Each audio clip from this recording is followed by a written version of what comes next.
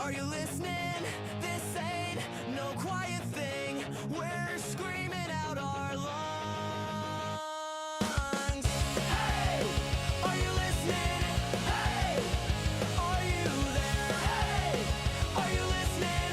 Or do you just not care?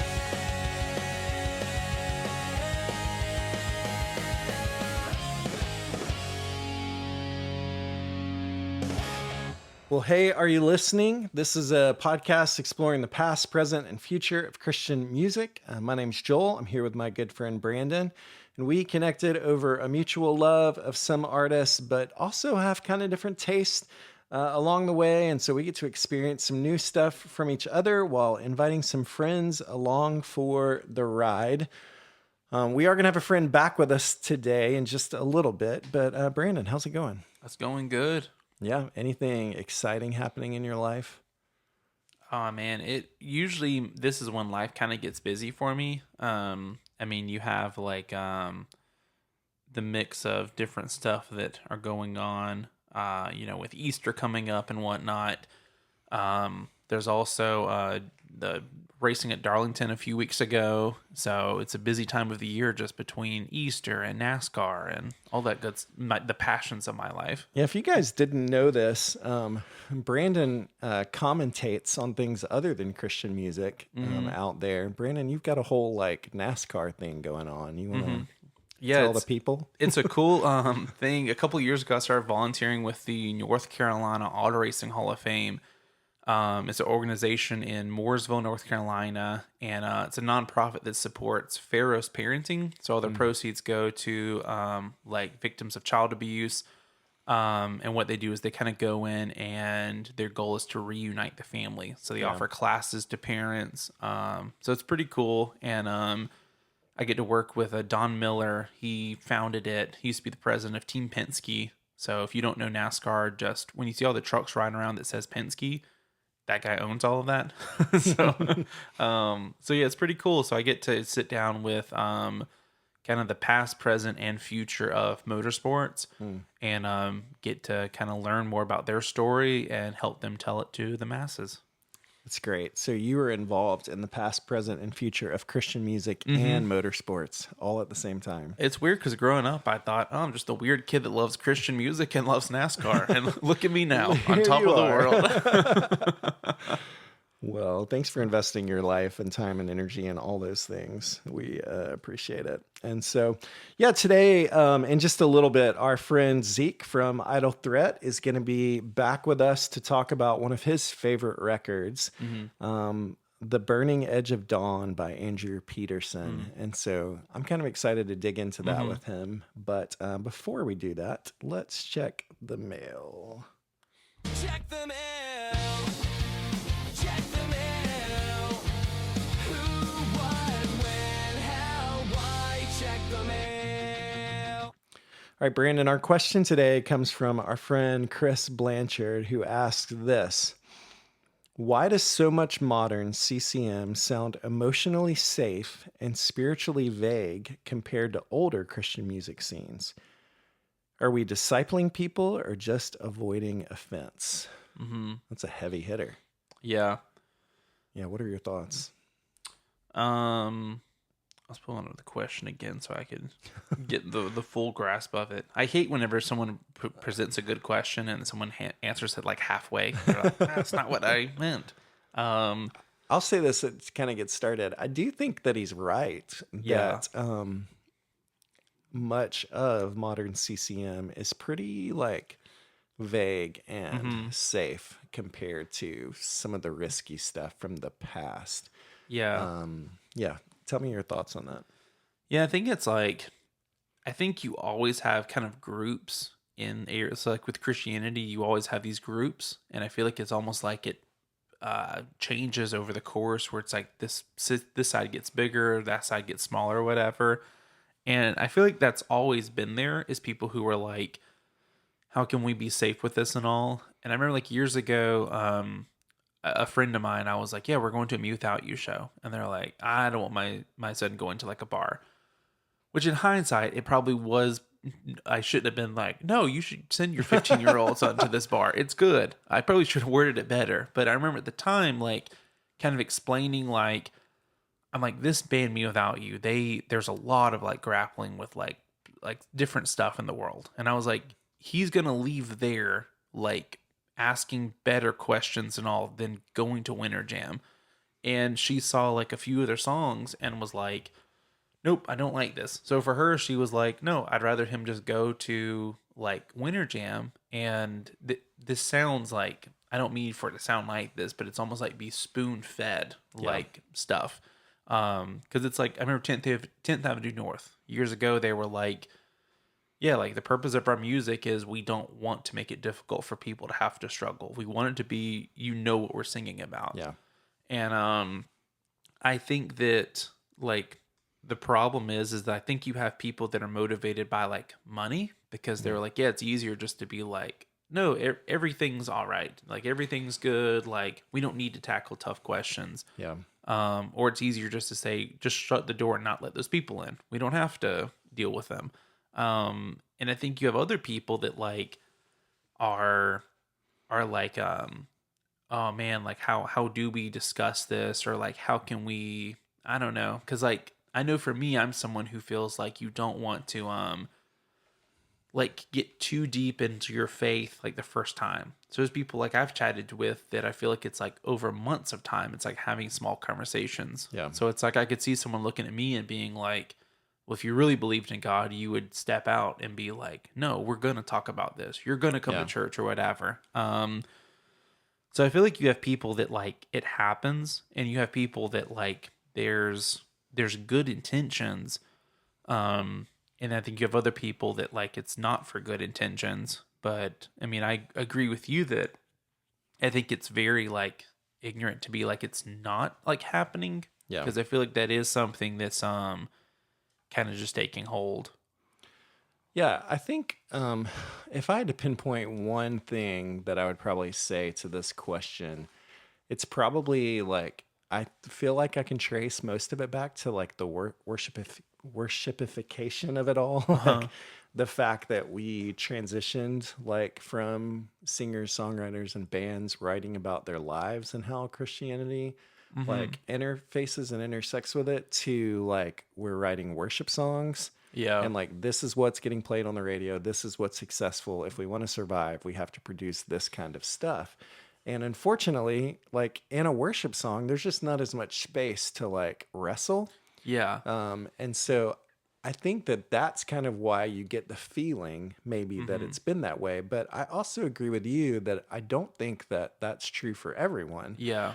I think that there are still plenty of artists that are working through this stuff that have depth to their theology, like it's grounded in pain and things that they're walking through and the way they've experienced God in the midst of a struggle. I feel like honestly the album that we're going to cover today like models that pretty well, and Zeke, who's going to be with us from Idle Threat, models that really well. And so I think there are a lot of examples of that good stuff happening. Unfortunately, it's just not like what's making it to the radio as much. At the risk of throwing out some more landmines, I kind of see it as almost like politics, where I think that like when you have someone that all they are is like, this is my person, the other side's the enemy, like that's not healthy. And then when you have someone who's like not discussing it all, that's not healthy. Yeah. So it's like, how do you sit down with those conversations? And I mean, like, I feel very blessed that, when we had our last election in the United States, like the day of, I sat down with people who were both for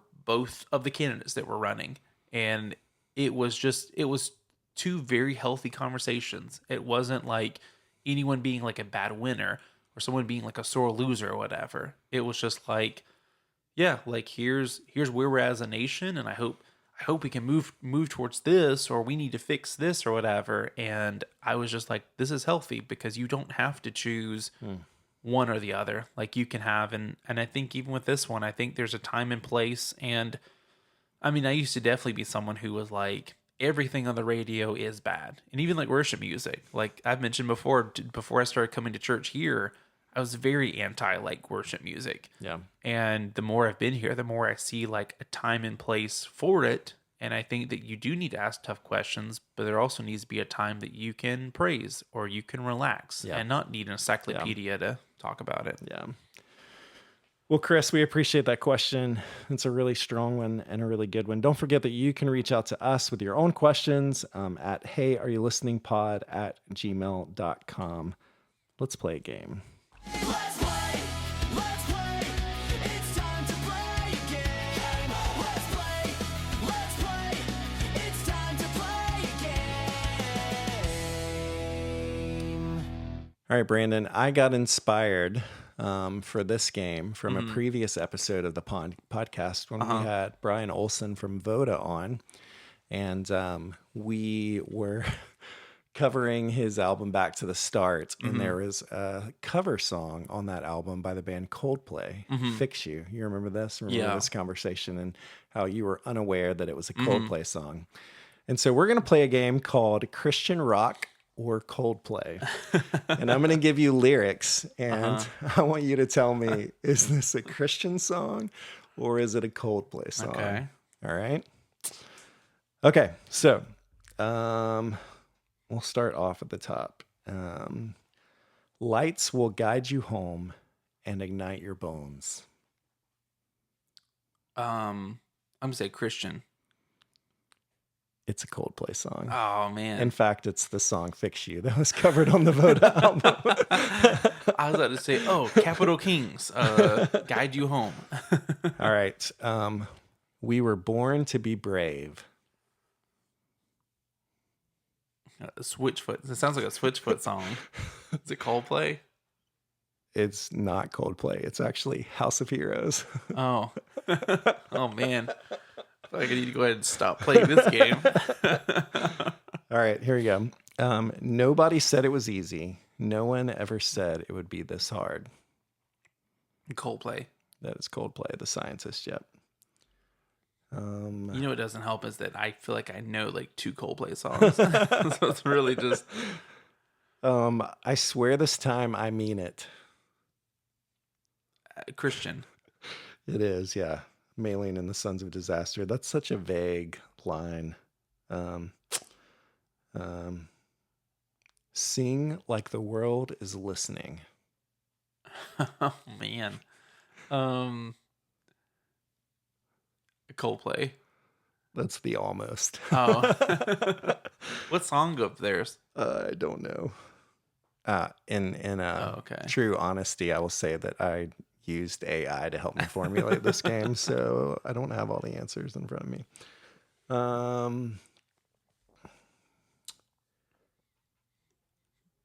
Look at the stars. Look how they shine for you. Oh, Coldplay. Yeah. That's You one know of the few songs. Yeah. Tell me you love me. Come back and haunt me. Christian. It's Coldplay, the scientist. This is not the end of me. Christian. It's Children 18-3. Didn't you mention that band recently? Yeah. I found grace in the strangest places. Christian. Yeah, it's House of Heroes again.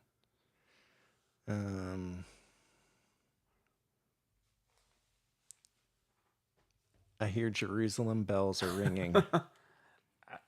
I will say I feel like out of all of them, this is the one that could go both ways, but it's Coldplay. It's Coldplay. That's song 2 of theirs that I know. There you go.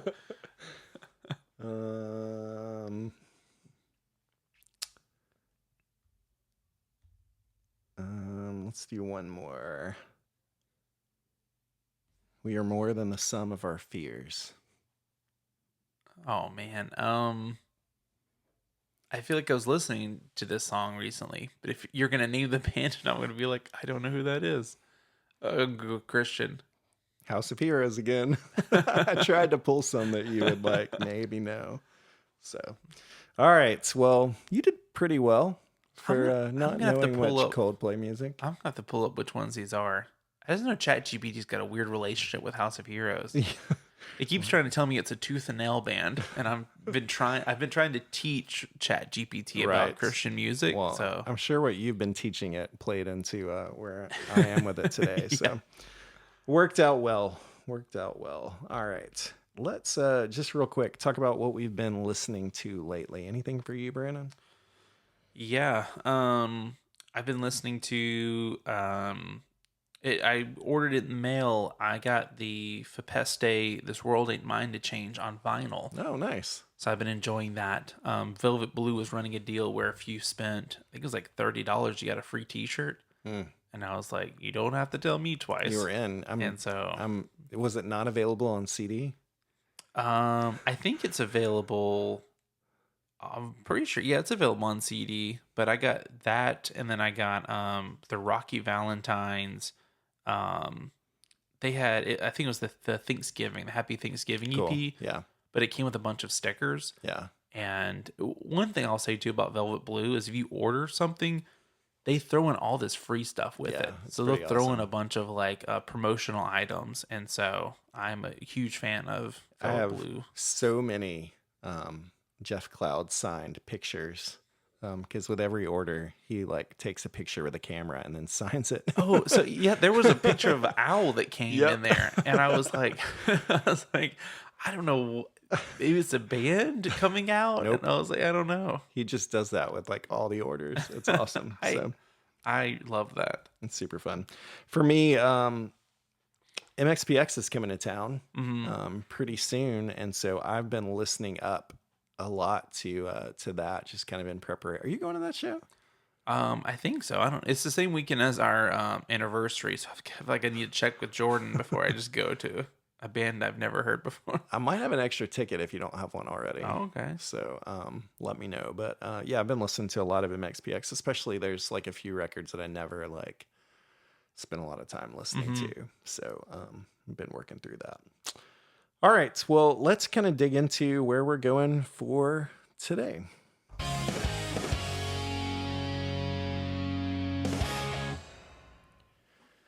All right, well, we are back again. We've got our good friend Zeke McKinney from the band Idle Threat, who is here back with us today. Man, Zeke, thanks for joining us again. You're welcome. It's my honor. Yeah, we're super pumped. And Zeke, you brought one of your favorite records to us to talk about today. And that album is The Burning Edge of Dawn by Andrew Peterson. And so I'm going to give a quick bio, and then we can all kind of talk about just kind of some opening thoughts about Andrew Peterson and our past with him and stuff. But The Burning Edge of Dawn is the 11th studio album by Andrew Peterson. Centricity Music released the album on October 9th, 2015. I thought this was interesting. Instead of entering the studio with a full set of songs, Peterson arrived with only about a song and a half and wrote most of the material during the recording sessions with his producer, Gabe Scott. And because the songs were written in real time, Peterson said the album reflects what was happening in his life at that moment.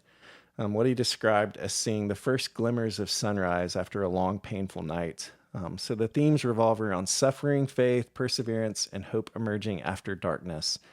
And also, this is a very well-reviewed album, kind of across the board. I couldn't find any bad reviews on this one, so I'm excited to dig into it.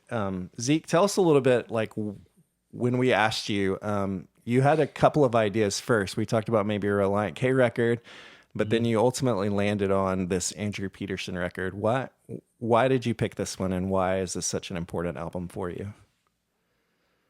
Oh man. Yeah, I feel like I could have done the Reliant K record. Is of course like one of the best albums of all time. There's not a bad track on that record. All 14 tracks, which is but when I thought about it more deeply, like what album has the Lord used in my life as a person to make me more like him and to grow me in my faith? And I I had to be real. It's definitely this Andrew Peterson album. Like it's just the impact that it's had on me personally, um, is just it goes way beyond the first time I listened to it, Hmm. you know. I still come back to these songs a lot, you Yeah. know. And I remember the season of life that these songs met me in and how much it was exactly what I needed Hmm. at that time. Hmm. So, Hmm. yeah. It had to be this album. Although I love by Relient K. We'll go back to those songs, I do, but just in a different way. I was telling Brandon earlier, it's so fun that the Idle Threat guy brings an Andrew Peterson album to talk about. Yeah. That's me, man. I love it so much. I love it so much. I can't wait to talk about it. Brandon, what about you and Andrew Peterson? Like, what's your history? All right, I'm gonna be really honest about this. Going into the album, I don't know why I thought this, but I was expecting like the almost. So I expected Yeah. it. I was like, oh man, that's a cool cover. And like I guess the songs kind of sound like, yeah, I could see someone like screaming and all. So for me going into it, I feel like it's very safe to say that I don't think I've listened to very little Andrew Peterson going into it. So for me, it was exciting to get introduced to like an artist that I really knew nothing about. And I will say, spoiler, like we talk a lot about how like I feel like I fall way more into the lyric side than like the music kind of guy. So I found a very pleasant surprise going into this album. So Yeah, you're in a good place with that for sure. Yes. We've sung at least one of Andrew Peterson's songs at church, Brandon. So you've probably heard some. He is, if you can. my problem is, and I've told this to Jared, our worship leader, that I don't listen to like a lot of like radio and all.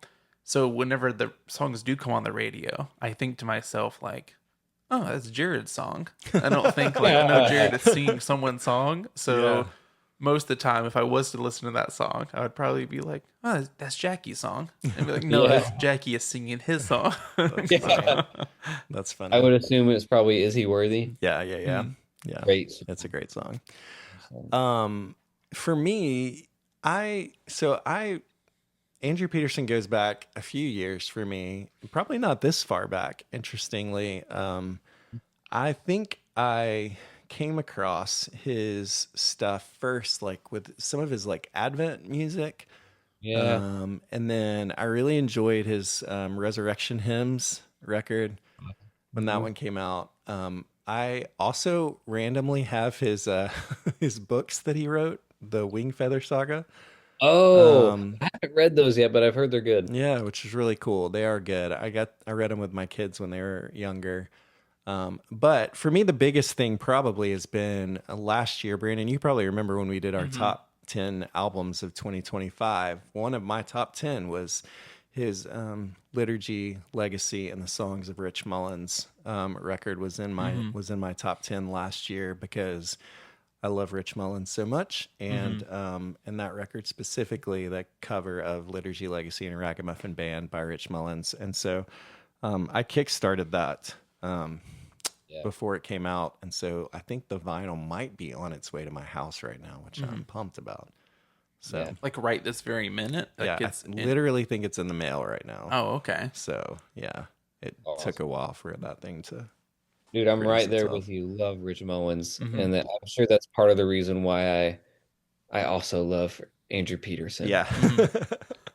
I feel like the two go together very well. Yeah. So we'll get into that as we kind of walk through it. So, well, let's kind of jump straight in then into our discussion of the record. So, The Burning Edge of Dawn, Andrew Peterson. I'm going to be honest with you guys. Something crazy happened to me when I was listening to this all the way through, and I was writing down my notes. Somehow my phone was put on shuffle mode. And so I've since gone back and listened to this in the right order, but all of my notes are in the wrong order. And so I had to go back and renumber all the numbers after I wrote down all my notes. And so for the first time I listened to it, I didn't get to listen to it, I feel like cohesively, the way that Andrew Peterson wanted me to listen to it. I listened to it out of order, but that's okay. It'll be fine. I did listen to the first song first. And so the first song is The Dark Before the Dawn. What did you guys think about that one? Zeke, you want to go first? Oh, yeah. I love this song. 2016 was one of the worst years of my life.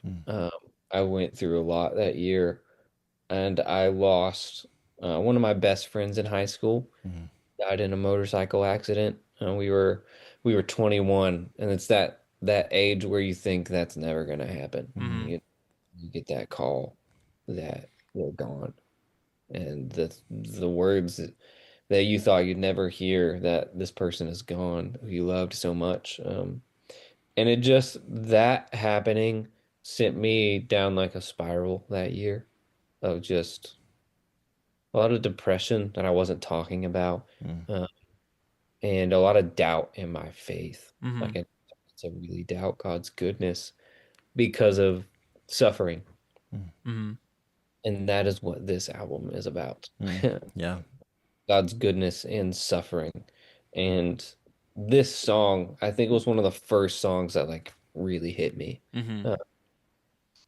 So yeah, this song means a lot to me. I think so for me, whenever you're going into like you've never heard someone, I feel like that first song is kind of like how you'd mentioned it during our interview about like that debut album. Like you're like, this is my Yeah. shot. And Yep. so I think that like sometimes you can be met with like ooh, this is not going to be fun. Or you're like, oh, okay, this is decent. Like they're kind of just whatever. But then sometimes you are hit with something that you're like, this is amazing right off the bat. And I think for me, like not knowing at all what to expect, I enjoyed that I was met with this very genuine and like personal song. And I felt like I didn't have to like as soon as I heard this, I was like, I don't have to wait for the good stuff. Like I don't have to go through like this like an appetizer of some like garlic bread before I get to like the good stuff. I felt like right off the bat, I was like, this is gonna be good because it's just kind of like everything that I would want from an album is like right there. So I enjoyed that right off the bat. It was like, oh, I'm looking forward to this. And to be honest, so you talked about like listen out of order. The first time I went through this, afterwards I realized, oh, I was supposed to like write reviews for stuff. So like I listened to the whole album and I had like 2 tracks that I'd made like comments on. And I think that's like probably since doing this, it's the first time that I've ever just sat through and like enjoyed an album. And it wasn't like, oh, this is a business, or like, let me write my reviews, then later on I'll go back and listen to it. So yeah, I'm right there with you, Zeke. I feel like it starts off just a really, really good note. But you, Joel? Yeah, for sure. I'm actually pulling up so I don't get the track listing wrong. Yeah, it's fun. We've talked about Rich Mullins. Literally the first note that I have is Rich Mullinsy. And so it just felt like something Rich Mullins would be writing if Rich was still writing songs today.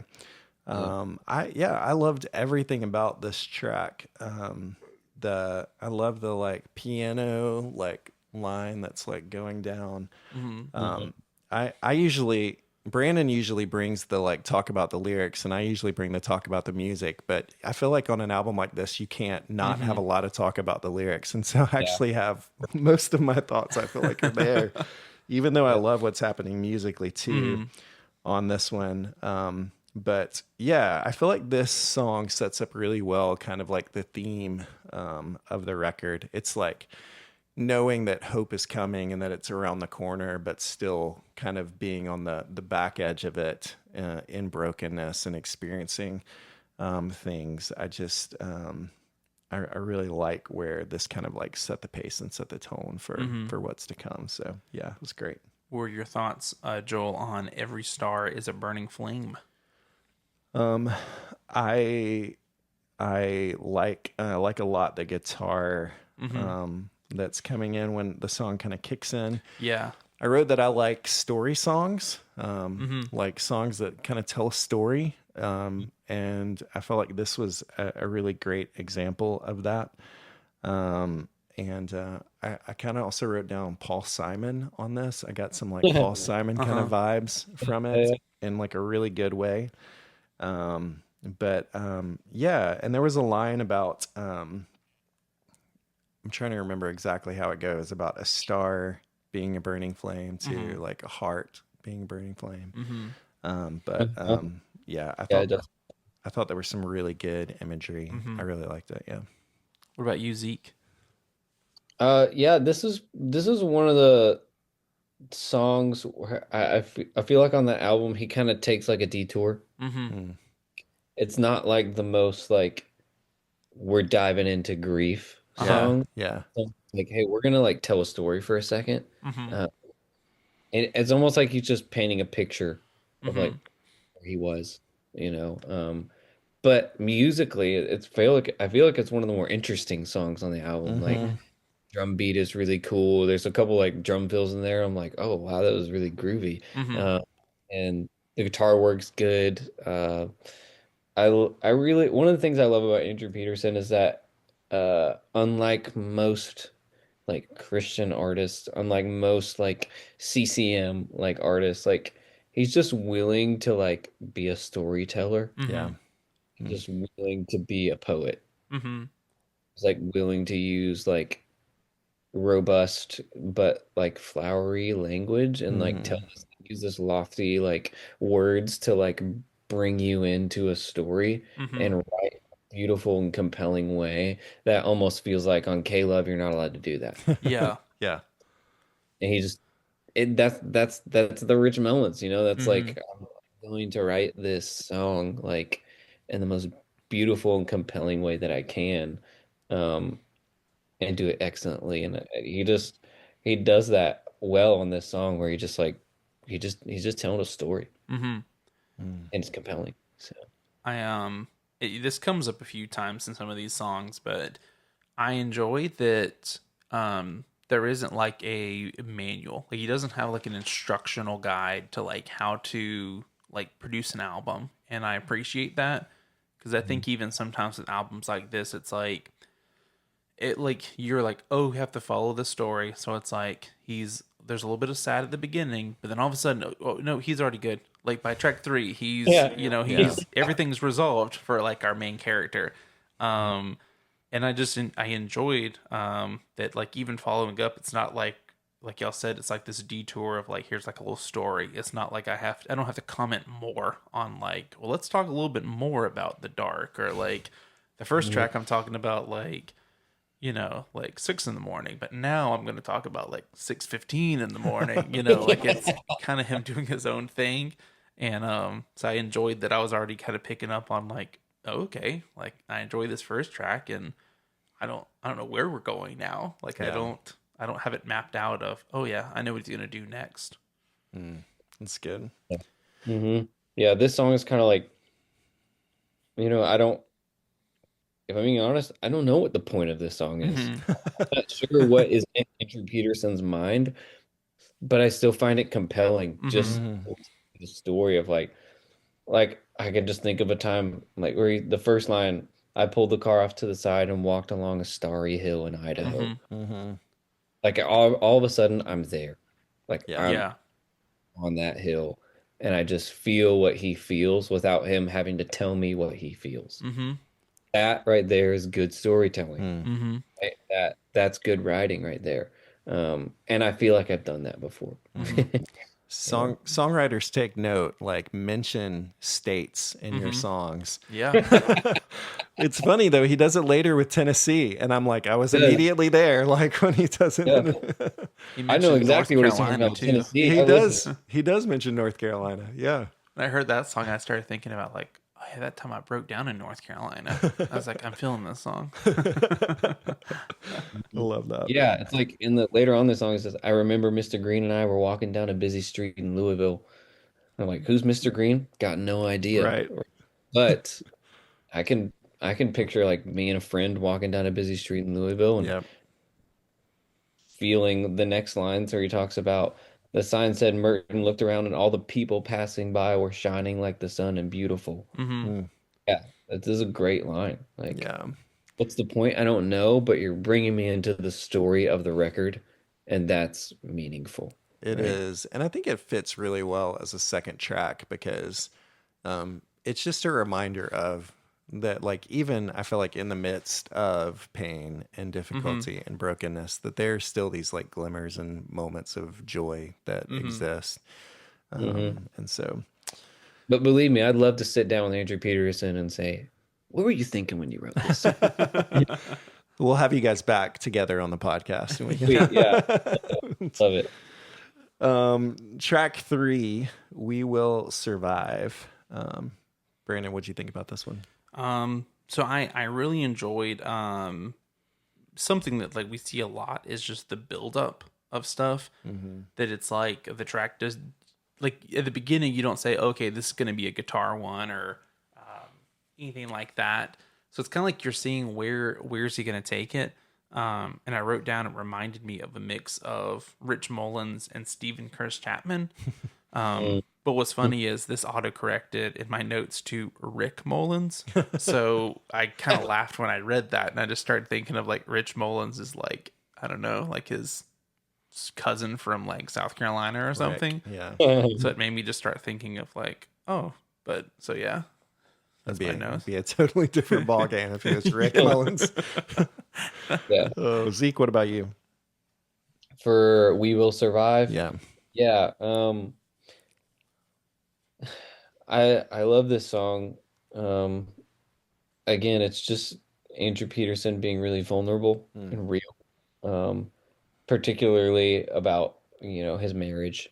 Mhm. And I wasn't married when I first listened to this record, but I am now. Yeah. And in a way, like this album has like followed me throughout the years of my life. Mm. And I find myself relating even deeper to songs on this record now that I didn't then, Yeah. while also still having the connection to the other songs that spoke to me more deeply then. And Mm-hmm. this is one of those. There's a couple songs in this album like that, but this is one of them where Mm. like I really feel this a lot. I think, gosh, what's that line? Um, oh yeah, yeah, yeah. I need to. It's in the chorus. Um, I need to know there's nothing left to fear, there's nothing left to hide. So will you look me in the eyes and say we will survive? Yeah. Like I can't, there's just so many times where like I think I just need someone to tell me it's gonna be okay. Mm. Mm-hmm. I don't need someone to give me the answer for this darkness. I just need someone to say, "Hey, it's gonna be Mm-hmm. okay. Survive." And it's really simple but profound, you know. Mm. I love that. Yeah, I think this is one of my favorite tracks on the album. And maybe, I mean, Brandon, you brought up that this sounded like Rich Mullins, but Mm-hmm. this song starts off with like a hammer dulcimer, which is like, Very that Rich is Allen. very Rich Mullins. Like, I Yeah. don't know any other artist in the Christian world that did that. That's like the epitome of who he is. And so, and yeah, I did like, I, and like I closed my eyes and almost felt like I was hearing him sing again, Mm-hmm. which was cool. And so I loved it for that on its own. But then when you bring in just the themes of that there is hope and we will persevere and we will survive, like I really really loved it. I Mm-hmm. love the groove that the song gets into. So yeah, this one's one of my favorite ones. I Um, wonder if, Rich never got married. So I wonder Yeah. if Andy Peterson is just Rich Mullins for married people. It could be. Could um, be. I love it. our next track, my one safe place. Zeke, what'd you think about this track? Similar to the last one, in a different way, but just I feel this one a lot deeper now. Mm-hmm. Mm-hmm. A lot deeper now that I'm married. To be totally real and vulnerable, in 2016, I also lost my friend, but I also went through a breakup. Mm-hmm. So Mm. that sucked. So this song kind of hit me in a different way of just like it made me more sad back then. Mm-hmm. Yeah.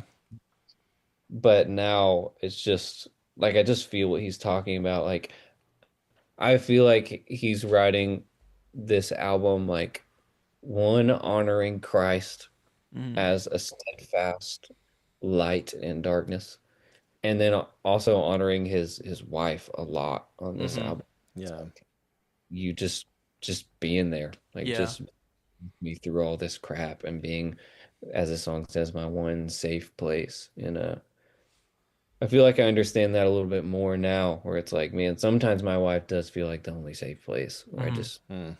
blessing it is to come home and have someone that not only wants you but needs you and loves you. Mm. So I wrote that the lyrics are like really like shining on this album, and I think at this point I just started kind of noticing like, oh man, there's a lot of like depth. Like there hasn't been a track yet that wasn't like something that you could dive into.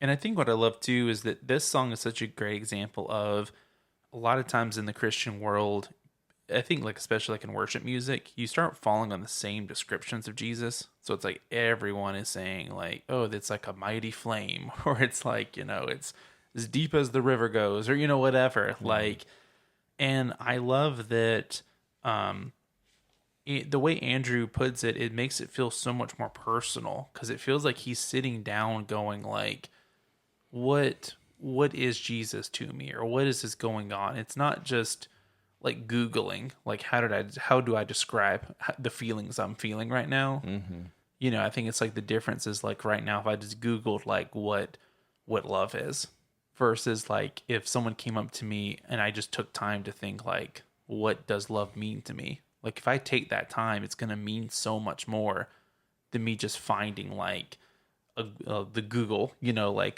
definition of it. So I feel like for me that just kind of like has been shining through on the album. Mm. yeah, yeah, it definitely it just you listen to this album and you can hear the authenticity Hmm. of it. It's like he's like sitting, it's like sitting down at a dining room table and he's just like telling you like, all right, let me tell you about a season of my life. Mm. Hmm. And it's great. Yeah. Yeah, this one I really liked a lot too. And I just loved like he does this thing as a songwriter where he drops references, and if you know the reference then you get it, and if you don't it sounds good still. But Yeah. I like he mentions um I'm a lost boy out in the trees, like I'm tying that back to Peter Pan, but it like fits both ways, like whether Hmm. you tie it back to that or not. But Yeah. it's just fun, and so I really like this one for sure. As a guy who at this point in my life has been married for 20, Hmm. almost 23 years, um, yeah, I still feel this way. And so Hmm. even I was listening to this song with my wife yesterday, and it just brought all of that back. And so it's a beautiful track. Yeah. Hmm. All right. So next track is "The Rain Keeps Falling." Zeke, what are your thoughts on this one? This is one of the best on the album, I think. In this song, I feel like he just really, really dove into the grief and the despair he was feeling, and it's so relatable, Mm, so relatable. Kind of like that, like no matter what I do, the rain, like the refrain is like the rain keeps falling, mm-hmm. and yeah, it's just something that if you feel it, you feel it. You Mm, know, if you know, you know. Like, and when I heard this song, I was like, yes, Hmm. I feel like I'm there right now. And this song just like understood me mm, the way that I needed. Um, and in a way that like I still need sometimes, and I find myself coming back to it. Um, I think the third verse, gosh, is so good. Like mm. uh, where he says, my daughter and I put the seeds in the dirt, and Oh, every day now we've been watching the earth for a sign that this death will give way to a birth, and the rain keeps falling. And all of a sudden, the rain keeps falling starts to become a beautiful thing yeah. because the good that it brings out of death, one, that's just so biblical, Mm, two, it's so beautiful. and 3, that breathes so much purpose into my suffering now. And all of a sudden, I'm not here suffering and despair for no reason anymore. Like, God is doing something beautiful in this season through this death that I'm feeling. It's just, I don't know. I could talk about this song specifically for a long time. Yeah. Man, I was not, I don't think I was ready for this. Like I was listening to this and there's such good like imagery throughout it. Like, oh my goodness, that like the line, so I'm stuck in this tomb and you won't move the stone and the rain keeps falling.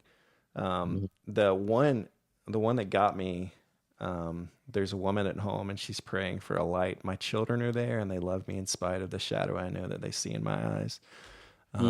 Like I wrestle with that as a dad now and like realizing that my kids often see me in like my worst moments and my hardest moments. And I feel that. And so like I'm with this. And then man, when that last one hit, like about the seeds in the dirt, and that turn happens, I got super emotional, and was not ready for it.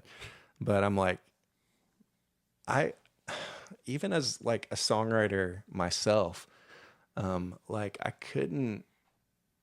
don't know, like I wasn't expecting it somehow. And I felt it like in a deep, deep way. When that happened, that turn happened in the song. And it's not that like it's not like everything got fixed, but No. it's like his perspective began to be shifted and he began to see his suffering and his pain in a different way. And I feel like I mean, that's like our life and what we walk through. And like the hope is that we can see that the testing of our faith produces perseverance and not just pain. But man, this one gutted me. It's such a good song. Holy cow. That's what we all want. Everybody wants deep down, I think sometimes people, maybe, myself included, in times of my life, but we sometimes lobby unfair criticisms at God, I think. Like, why didn't he just make the world perfect? Why didn't, well, first thing is that he did, but like, why did he allow sin, right? If he's all sovereign, right? But I think deep down, none of us want a perfect life. We want a meaningful life. And I don't think a life without suffering is that meaningful. And this song really teaches you that. And in just such an inspiring way. Yeah, and then I love at the end, he just starts, it almost feels like he's just singing off the top of his head at the end. Yeah. Very. He's saying, Lord, I can't find the song. Well, I'm so tired. I'm always so wrong. Like those are like words that are just on the tip of your mind, right? When you're going through something hard, right? And then I don't know, there's just something, he's talking about being in a cave, right? And then he just starts singing, is it you? Is it you? Yeah. True. Is it you? And dude, I just felt that so deep. Like, like it's almost like this song is like bringing you to a place where like he's in a cave and you can see a light, and he's asking, "Is that you, Lord? Is that you? Are you with me?" And it's just beautiful. It's beautiful. I'm really glad we're all on the same page, because I have a history of usually our guest and Joel will be like, this song is life changing. And I'll be like, probably the first miss on the album, if you ask me. So I'm really glad that we're all on the same page. So I wrote, like, when I discovered the band Me Without You, they introduced Ernie would love you right now. But go on. So they introduced the idea that a song can be a story. Like, it doesn't have to be a chorus. And I feel like for them, there were so many songs I would hear where it would be like, you're painting such a picture and it's amazing. But then the chorus immediately is like, I'm taken out of it. It's almost like a musical. Like, my problem with musicals have always been that, okay, if you're really struggling with this, like, how is it that you and 20 people have this perfect choreography? Like, I'm immediately taken out of the story of like, oh no, this is a movie. This is a performance. Yeah. This isn't like real. And for me, I just thought like this is such a good example of that, is that if you had some chorus break in, like I don't think you could write a chorus that would have made it to where, yep, this song is better because we had two verses, or whatever. I felt like it just benefited so much from not having this like 8 lines we have to bounce back to. And since y'all both shared lines that you loved, one of the lines I loved was I'm so tired of this game, of these songs, of the rote. I'm already ashamed of the line I just wrote. Yeah. And I felt like for me that was something I looked at and thought like, I know for me there's been a lot of times where, especially I feel like in ministry, if my heart's not in it, it's like you're just trying to like check a box, or you're like, well, I didn't have time to do that, so it'll be fine. I'll reuse like a graphic or a video that we made a couple of weeks ago.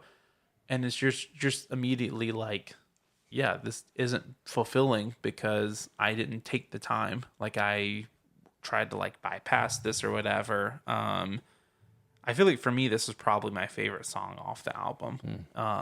Just a really, really cool song. Yeah, I love that verse too. And I love that line where he says, I'm already ashamed of the line I just wrote. Yeah. Like just heard. It's almost like he like broke a rule writing that. Totally. Breaking the Just third wall. that- Yeah. It's almost, yeah, it's like he broke the fourth wall by writing that line. It's like he immediately took you out of the spell of the song and took you into him in a room writing these lyrics down. Mm-hmm. I'm ashamed of this line I just wrote. And instead of that, like taking away from the song, it adds more to the vulnerability. Mm-hmm. There's a real person writing a real song Mhm. about a real time in his life, and he just admitted that he's ashamed of the line he wrote. Like, it's something about that draws me even deeper in. you Yeah. know? Yeah, it's so cool. true. I love it. Next up, we have the shortest title of the album, Rejoice. Joel, what'd you think about Rejoice? Yeah, I wrote down the note. This is the first really chill song. I don't really know if that's true because I wasn't listening to it in order. But that's one of my notes, anyways. No, I love this one. I feel like on an album like this, you have to take like nature and creation and talk about spring. Because it's such a beautiful picture of like of turnover of life. I think one of my favorite quotes by Martin Luther is that the Lord has written the promise of resurrection not in books alone, but on every leaf in springtime. And how like obviously creation declares the glory of God, like we get to see it and experience, but we also get to experience the gospel in new life. And it's spring right now, and Yeah. I've been outside as much as I can be, just because I feel like I'm literally living and breathing in hope and pollen. But I was about to say, I feel like I haven't been breathing in hope, but some Zyrtec will help me. But yeah, so I love the theme of spring, and so I feel like this song does a great job of drawing that out, and then just keeping it going. Again, I wrote down very Mullins. Yes. There's Yeah. a great build, and this I feel like this is a song that starts off. I think on this song he does this more so than in the other songs, but the dynamics of it are bigger. Like it starts smaller and it gets bigger than a lot of these tracks do, and I always appreciate that feeling, especially when you're talking about new life, sort of. So Yes. Definitely. How about you, Zeke? Yeah. This is a very Rich Mullins song to me. Got more of that hammer dulcimer in it. And it just kind of it fits. It gives it like a brighter feel, in this song called Rejoice, right? The first line in the song is "And when the winter is over," right? So it is a very like spring feel like song. One of my favorite lines in this song is Um, and it's the second verse. And when the peace turns to danger, the nights are longer than days, and every friend has a stranger's face. Then deep within the dungeon cell, you have to make a choice. Mm-hmm. Rejoice. Um, that I love that. I love that. Sometimes you do have to make a choice. Mm. Mm-hmm. And that I guess that can feel kind of like defeating, like what? I just have to choose, like, but in the same time, it's like like no, like you have the power to choose. Like Mm-hmm. you don't have to roll over and die to your like depression. Mm-hmm. Like now it's not always that easy. The feelings don't come always, but like the beautiful thing is that in Christ, like it's not an unreasonable choice to Mm-hmm. make. Mm. Choose choice despite your sadness, right? We always have a reason to. But I just love that he gave us this call in the Mm-hmm. middle of this album about sadness. He gave us this call to make the choice. Yeah. So yeah, the message is simpler in this song, but still just great Mm-hmm. track. Mm. Yeah, I feel like for me it was like a simpler track, but I feel like that's nice when you get to like throw that in. You know, like I feel like when you hear that, you think it's okay. Well, it's not as good as the rest or whatever, but I feel like it really fits to throw in a song like this that just have a little bit of a like easier vibes or kind of like you're getting at. So, Yeah. And it feels great right after the mm-hmm. heavy weight of the Yeah. rain. Yeah, it does. Yeah, that's a good point. All right, track 7 is I Want to Say I'm Sorry. Brandon, what do you think about this one? So I started off with the lyrics that stood out was, well, I want to say I'm sorry, but I don't know how. And I think that this album is just full of songs that check every box. And that's music, that's lyrics. And then there's that extra box where it's like the artist believes what they're saying. And I think that like it's in and out of Christian music, like it's important because I mean like even if it's like just a statement about someone singing about like their wife or something that they think social change or you know whatever, like you want there to be this like sincerity. But I think in Christian music like even more so, like you expect that and you're not almost like you are held to that standard of like you're not just singing this so that you can take my money, you know, and then I'll buy tickets for your show or buy your CD. And I think that like just the songs in this album is everything is checks those boxes where it's like there's nothing where it's like, well, he's focused on the lyrics so the music's gonna suffer or he's gonna have to like change his tone a little bit. And I love that so much of the album has been kind of these same themes, but they haven't like worn out their welcome. Like I don't find myself thinking like, okay, can we get happy now or can we stop mentioning like it's still like enjoying the album. Yeah. Yeah, that's good. Zeke? Yeah, I love this track. I feel this even more deeply than the first time I heard it now, being married. I've said I'm sorry to my wife a lot. Hopefully I say it, hopefully I'll say it more, but if I'm being real, I hope I don't, but if I'm being real, I should. Mm-hmm. I love that this song gives voice to that. It gives dignity and it gives like respect to like a man humbling himself and saying he's sorry. Yeah. Like I could go deep into my testimony about how having a dad who was willing to say he was sorry changed my life, Mm-hmm. and how important that is, I believe, as a man, to be willing to just say I'm sorry, Mm-hmm.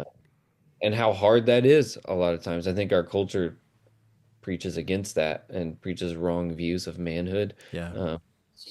But it's actually really strong. It's a really strong thing to do to say I'm sorry. But my favorite verse in this is the second verse, I think. He says, "Well, I want to say I'm sorry, but it's not enough to close the wounds that I opened up. So now I've got this sorrow and you've got this hurt, and we can't go back to who we were." Mm-hmm. Says, "Oh, but could that mean I'm someone new? Maybe I can love you better than I've failed to do." And I love those lines. Mm-hmm. That's so good. I think I've never really understood like when you hear people say like, well, they're just not the same person that I Mm-hmm. married. Yeah. And I go like, my thought is like, what, 15 years ago? Of course they're not. That was Mm-hmm. 15 years ago. Like everyone changes. Like that's kind of what you signed up for, right? Mm. Yeah. I know that can be oversimplifying 15 years of someone's life, but to give that as a main reason, like, well, I just can't do this because they're not the same person I married, I think is ridiculous. Mm-hmm. Mm. And I love how he points this out of like, yeah, we can't go back to who we were because of what's happened. And then he immediately breathes hope into that of like, oh, but that could mean I'm someone new. And Mm-hmm. that means I can love you even better than it could be better than it was before Yeah. if we stop romanticizing what once was Mm. and accept our reality now, we can move forward. Mm-hmm. And that's so beautiful and a right way to look at it. It's Mm. full of hope. Yeah. Yeah, there's a lot that I love about this one. I love the bridge and they'll tell you everything is beautiful and pure, but there was poison in the well from years before. Just the Uh-huh. idea that we all walk into relationships with baggage and brokenness, Yeah. and then we have to navigate not just the present with this person, but the way that all of the past has affected that present. But how that ultimately leads us to be people that are willing to forgive Mm-hmm. and confess. And so I love then how the song ends up on, so this is my communion hymn.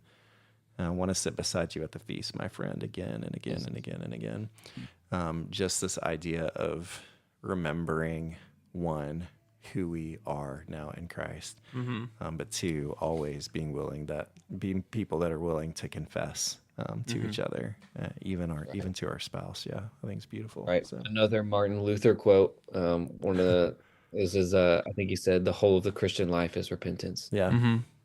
You don't move on past repentance. mm, You're actually supposed to get better and better at it. that's So, so good. That's the most yeah. that we've quoted Martin Luther in Mm-hmm. an episode. So I think it's the most time we've mentioned like quoted lyrics too. I So think we're that's true breaking a too. lot of records today with It's pretty awesome. our next track is "Be Kind to Yourself." Zeke, what'd you think about that track? This is one I've come back to a lot on times when I need a reminder Mm-hmm. to so hard on myself. Now, not to negate what we talked about in the last song, that doesn't mean I keep myself from repenting or Mm, like I don't accept conviction of my sins, but just when that turns into self-condemnation, it has entered into a sinful realm, yeah, I Mm-hmm. think. yeah, And this is just such a great song. Uh, it is also another like kind of like simple message, Mm-hmm. um, but it's such a needed message. And be Mm-hmm. yourself. Don't be mean to yourself. Be kind to yourself. And I love the line. It's super simple, but um, it says, "How does it end when the war that you're in is just you against you against you? mm, You got to learn to love your enemies too." mm, That's so Mm-hmm. good. We forget that we're treating ourselves like an enemy, and God yeah, said, "Peace." Um, and so, yeah, I love the message behind this song. Mm-hmm. I'm pretty sure that he wrote this for his daughter. mm, At least all signs point to that in mm, the song. Um, and so I kind of hear it as like a fatherly reminder, yeah. kind of to yourself. So Yeah, that's really good. That was my favorite section too. Mm-hmm. Being at war with yourself and loving your enemies. Yeah. Such a powerful idea. Yeah, I love that. It does seem like a fatherly reminder, like a dad to a daughter, but then also like our Heavenly Father to us, just as a constant reminder. So it's good. yeah, that's a Yeah. refreshing message right there. Mm-hmm. Yeah. I feel like it's like it's such a like a good message. I wrote down too. I feel like you could create a sermon series based on this album. Because at the end, I was like, man, I feel like everyone here, you could just have like, I mean, you already have your titles right there too. That we will survive, my one safe place, the rain keeps falling. it's sound cool too. You have good sermons and you'd have good It's like things. you've been on a church staff for a few years now, Brandon. The things that are coming to your mind. Yeah. I have thoughts on that coming up.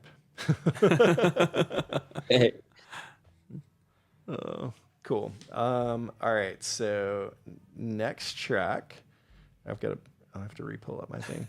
Next track is track number 9, "The Power of a Great Affection." Zeke, what do you think about this one?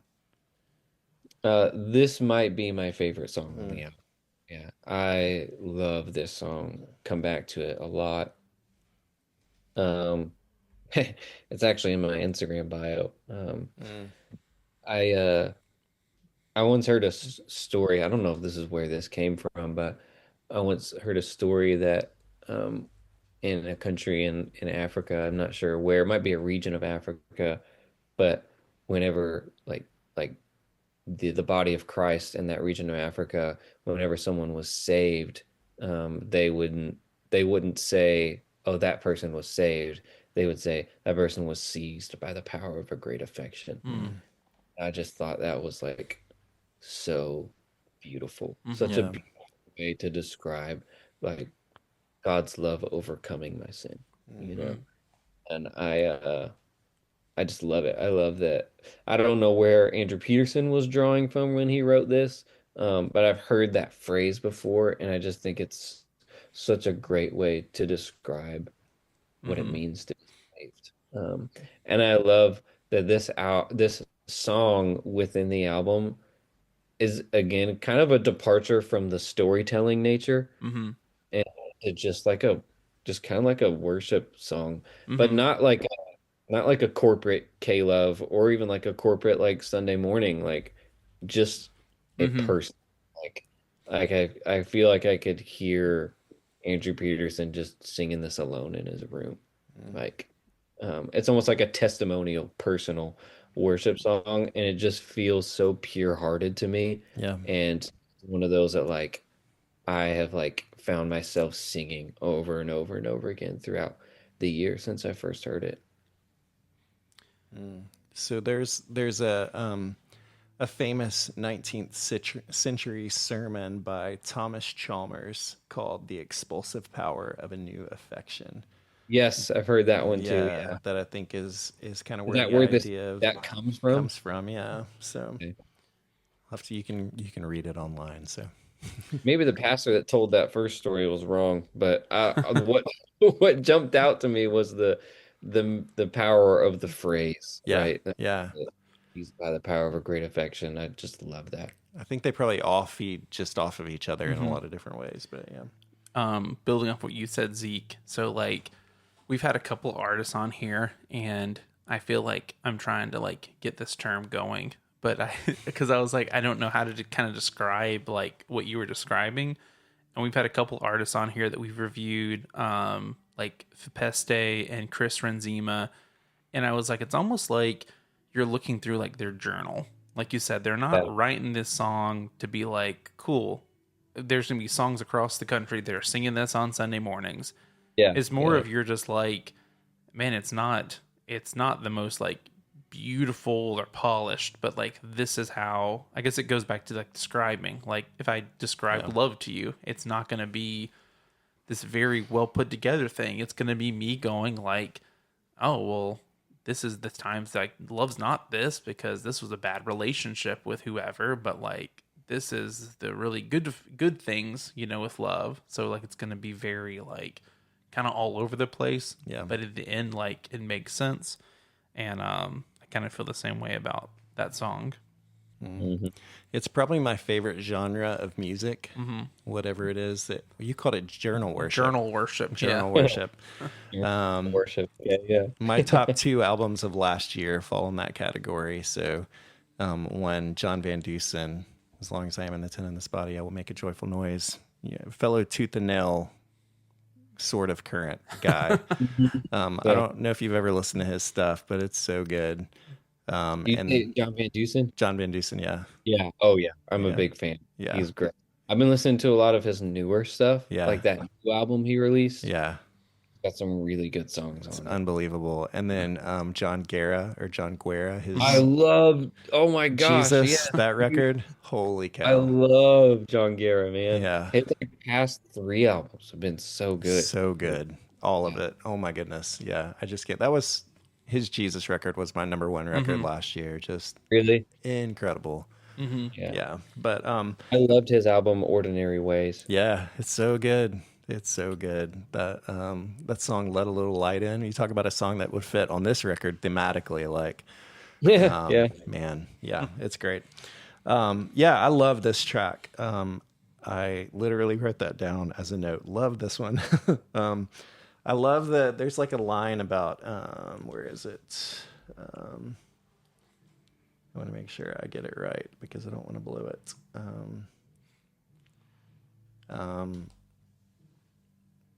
So, Father, I'll give you thanks and praise. The sun has opened wide the gate of glory. He declared your mighty love and gave his grace, and I will tell his story. It is my story. Yeah.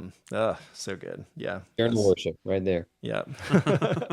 such a great track. Yeah. So All right, and we move to our final track.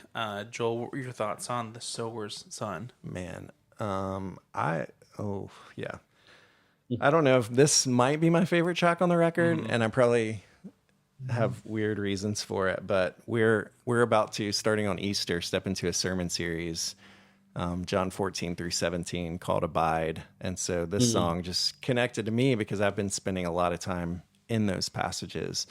But then he also takes it to what is maybe my favorite chapter in all the Bible, in Isaiah 55. From there, and holy cow, like just the connection of those two things, and how, like, I've never spent a lot of time thinking about a thematic connection between the two, but it works so well as he brings them together here, and I feel like it's just such a great cap to this record. I mean, spends time talking about the rain earlier in this record. The rain keeps falling. And here you find about how from Isaiah 55, like the rain and the snow don't fall without purpose, but it's all purposeful. I just feel like it's such a good tie to everything. Lyrically, it's incredible. I love the melody. Like, I love everything about this song. It's so good. Yeah. Yeah. It's awesome. This is a great way to end the record. Yeah. I feel like it all up. Again, I love his poetic writing. Like he just pulls you into all the imagery he uses. Like, I don't find a lot of like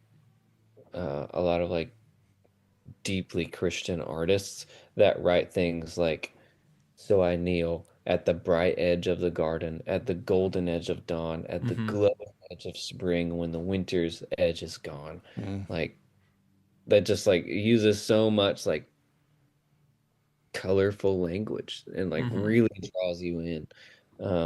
And then right after that he says, "And I can see the color green, I can hear the sower song." I'm sure the color green is a little Rich Mullins I know. There's there. literally I'm a song sure called that. yeah. I'm sure it's a little nugget, but I also love the whole. I mean, basically just sings Isaiah 55 almost word for word, that last Yeah. part of the chapter, right? And then like the ending refrain of "It will not return void. We shall be led in peace and go out with joy." But then the last line on the album being that, "And the sower leads us," is so good. Just a reminder, like wherever you are, like Jesus goes before you. It's like kind of brings me back to like Psalm 23 verse 4, you know. Even though I walk through the valley of the shadow of death, I will fear no evil, for you are with me, right? Just ending with that refrain of "and the sower leads us" was just so good. Yeah. It's powerful. Yeah, I think for me, I was really enjoying this album, and I was like, man, I hope he like lands the plane because it's like, Yeah, right. I was like, it's really really awkward at the last track. It's like, oh man, I don't know what that thing was. Yeah. So for me, like it was almost like I found myself being like, I'm really enjoying this. Then I was like, oh, it's the last track. And it's like, oh man, and because it kind of has this build, like a lot of his stuff where it Yeah. builds. So at the beginning, I'm kind of like, well, if it just kind of stays like here, like, am I okay with an ending? But I feel like this like big like ending he has that it builds up to, kind of like you don't even have to have like ask that question of, oh, is Yeah. it okay if it ends like on a slower thing? Because I think it's cool, and I mentioned a lot like I a lot of times see albums like as concerts. Like if this guy was going around performing like the 11-year anniversary of this album, like if I sat in this show, would I leave there like loving it, or would I be like, oh, didn't really enjoy that concert? But like I feel like if you told me like, yeah, he's doing a tour or like he has a live album of this, like I'd go listen to it like as soon as I left here because I was left like really, really enjoying it. And I mean, I guess we'll be moving into final thoughts now. Yeah, go for it. So Yeah. yeah, just kind of like building off of that, like, you know, it's always tricky when you don't know what to expect. And I feel like just like I said, the first time I listened through it, like I found myself not even reviewing it. It was I'm listening to this just to enjoy it. And as someone who just like loves lyrics, like I found myself like loving this, and I think it's a testament that I feel like almost every track we reviewed that there was between 1 to 3 of us, bringing up a line that we really loved from it. Yeah. And so for me, I feel like it's like I would say 4.5 is my rating for it. So Yeah, man, I love that. Yeah, for me, I'm so thankful that Zeke, you gave us the opportunity to sit down and listen to this beginning to end, because I think I had heard some of these songs, but this album does something and it's purposeful and it goes somewhere, and a lot of it is sitting in the midst of struggle, just with hope for what is to come. But it was a really powerful thing just to sit with him, as he's kind of walking through the rawness of his journey. And I don't know all the story of everything that he was walking through when he wrote this album, but the thing is like after listening to some of these songs, I immediately had like people that I'm like, oh, somebody needs to hear this one and somebody needs to hear this one. And I think that's just the power of strong songs and strong songwriting, is that I know I could put some of these songs in the hands of people that I know that are walking through difficulty right now, and it would minister to them in a pretty powerful way. And so I'm super thankful that we got to spend time working through it, and just kind of digging into a lot of these ideas. The lyrics are incredibly, incredibly rich, and Yeah. in two ways, but they're Yeah. just really, really powerful. And so I'm walking away from this album with more hope myself, which I feel like is exactly what Andrew Peterson would want for me after listening to it. So, yeah, Zeke always do a scale of I rate every track on the album individually and then divide it to come up with the average across the board. And so, Wow. I'll get to it, bud. and so even while we are working through it, I'm like adjusting some scores in my head, because I'm like, oh, I really like that song a lot. And so I think I'm ending up on a 4.3 out of 5, which is pretty incredible for me after just listening to an album a couple of times. So yeah, I loved it. What about you? Oh man, I feel like I'm a little biased. Which is totally okay. Um, and I know it's probably easier for me to talk through this album because I've listened to this album in 10 years, but I don't know, probably like a 4.7 maybe. Be way up there. Yeah. Way. Yeah. I really like that. And I know like I mention a lot on these podcasts, but like I love when it's an album that you have people with like varying degrees, because there's so many times where like the person bringing it will be like, man, I've held on to this album for, 5, 10, 15 years. And then like either me or Joel, one of us will be like, yeah, like I'm a big fan of the band. And then the other one will be like, I've never listened to them.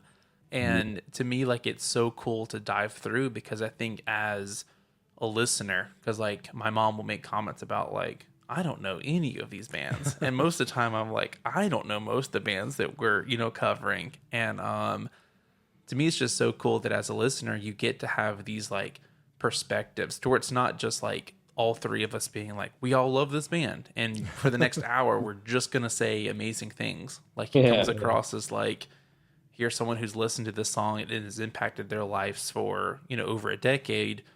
Then you have me who's like, oh, for the past 24 hours, like it has really like kind of made me think about like different stuff. And I just think these are a lot of times my favorite episodes, because I get to find new music and the listener gets to experience like a really cool band. So Yeah. I think that's cool too, because like you said, it doesn't always go this way, but it's really fun when we find something that we're like, oh man, this is, and from what I've seen online, like with the reviews for this record, they all range from like a 4.5 to a 5.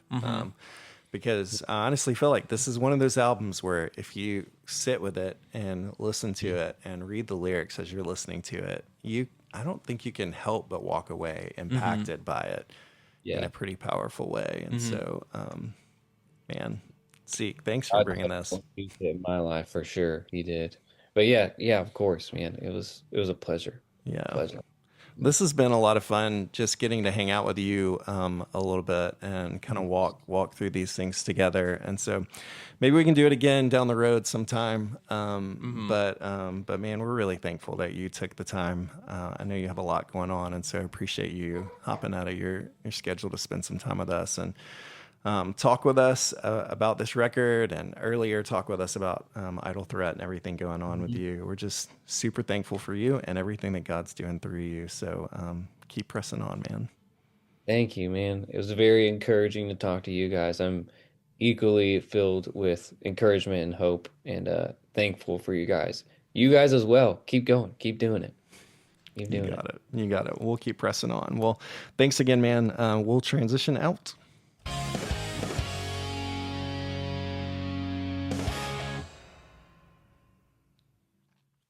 Such a fun conversation there. Let's get into our lyric of the week. It's time for the lyric of the time. All right, the lyric of the week this week comes from Sower Song. So I kneel at the bright edge of the garden, at the golden edge of dawn, at the glowing edge of spring, when the winter's edge is gone, and I can see the color green, I can hear the sower song. Andrew Peterson's good with imagery. He makes me see things in my head. So I've enjoyed digging into that record a lot. This was a really fun conversation through that album, and of course hanging out with Zeke again. But we've been really thankful that you joined us, and come find us at all the places. Join the conversations on social media. Follow us on Facebook. Subscribe to the podcast. Leave us a review. We'll see you back next week. Hey, are you listening? This ain't no quiet thing. We're